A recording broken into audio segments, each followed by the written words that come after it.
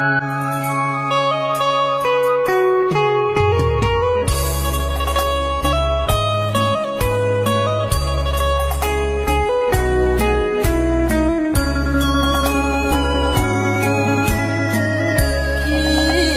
มีสิทธิ์จะคิดไขว่คว้าคนทำไรนะไม่ตราบมากรันดีหมดวาสนาที่